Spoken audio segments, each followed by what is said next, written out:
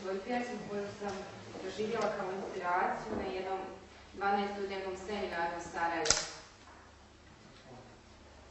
od naših dragih teologinja iz različitih perspektiva, iz različitih tradicija. A znači to su bile Jadranka Rebeka Anić, doktorica teologije iz Splita, doktorica Milica Bakić-Hajden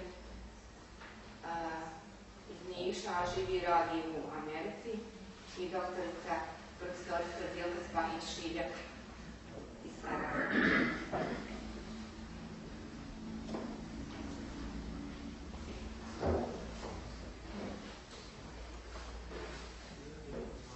Uputi sve nas, Bože.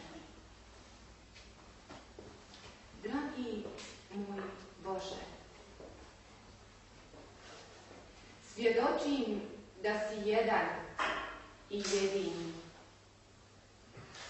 Dragi moj Elohim, dragi moj Elah, moj Elah, uzvišeni naš Allah.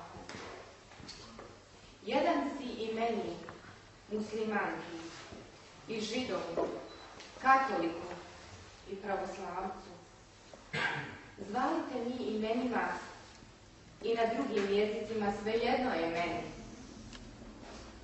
Ono što me ne ostavlja ravnodušnom jeste neznanje, oholost i zloupotreba moći.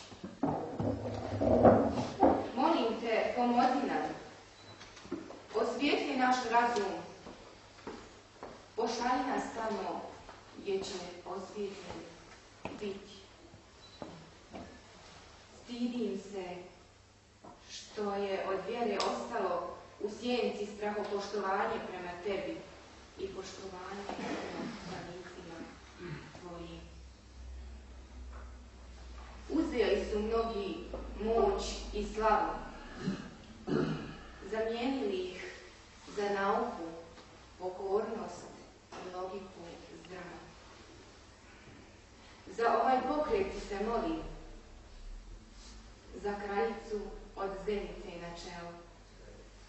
Ona krči puteve jedinstva, pa nas pomozi, Bože. Duše vjernika su smirene kad su osvještene, da su drugi i drugačiji, muškarci i žene, griješnici i vjernici, pagani i ateisti, samo po ih ruku.